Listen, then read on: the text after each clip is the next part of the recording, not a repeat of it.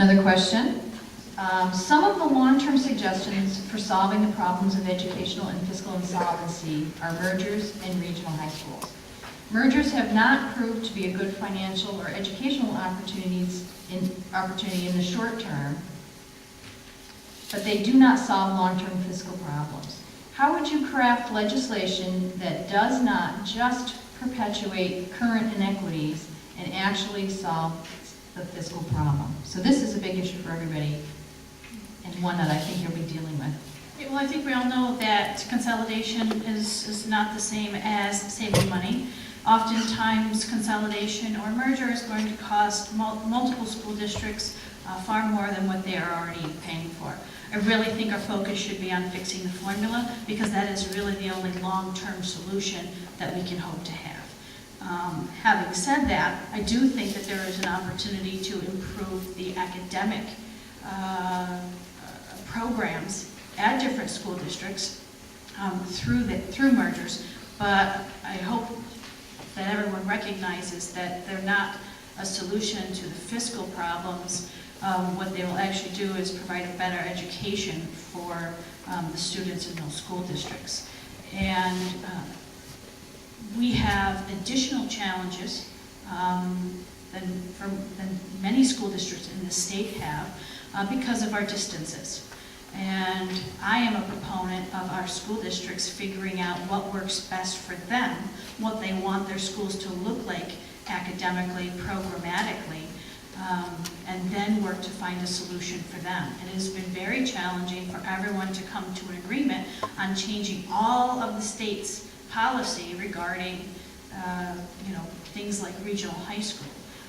There are school districts across the state that essentially have regional high schools. They've just done it contractually with each other. You don't have to necessarily get the state to intervene in order to agree between the two school districts that you're going to figure out how you're going to merge your staffs and what location you're going to use. And that's not necessarily make a decision about building brand new schools that nobody has the money to pay for. There are ways to do this without having to have a huge infusion of cash.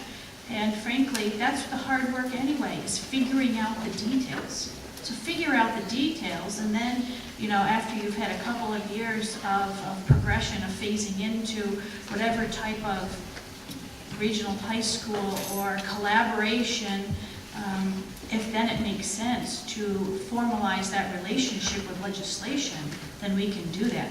But I would submit to you that all the attorneys that all of our schools pay know how to do this stuff. And if that's what you want to do, I would move ahead with it and do it through contracts. You're going to have to deal with your employment contracts and all of that stuff. But I don't believe there's really any obstacle to forming what is essentially a regional high school. I don't think you need to wait for the state to do that. But we're talking about improving the quality of academics to our students, not saving money at this point. And I guess, I would just like to add, as far as consolidation, I talked to some of my colleagues down there, and they represent 8 blocks. So trying to tell them what the travel time for a student going to school between 2 schools here versus what it is in the city, they don't really understand it. They can't understand that my district is 3.5 hours across one way.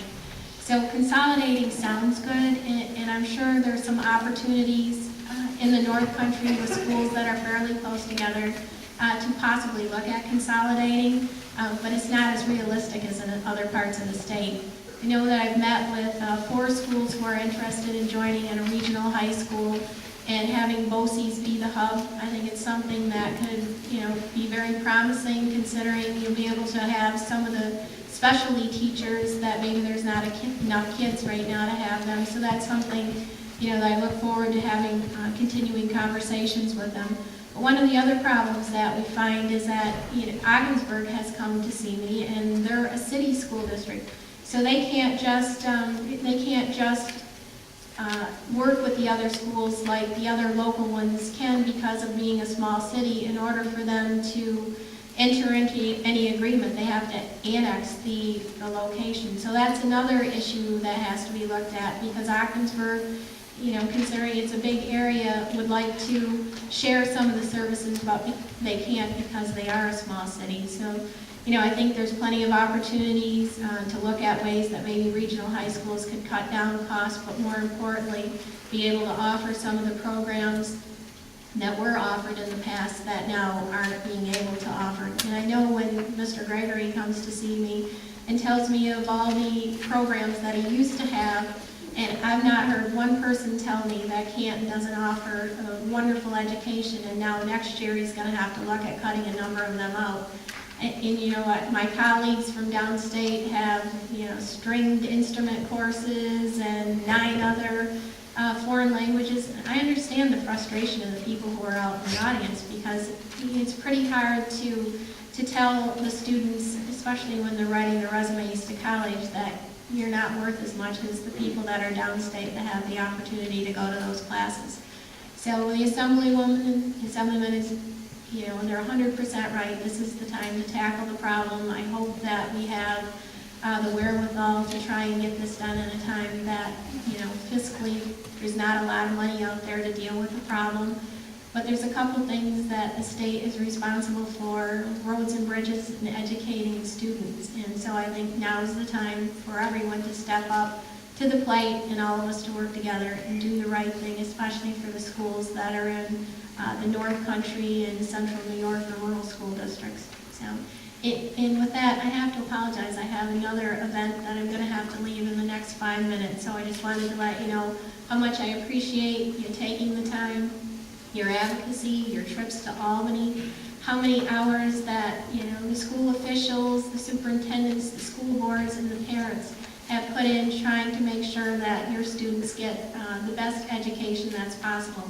You all should be commended for what you do.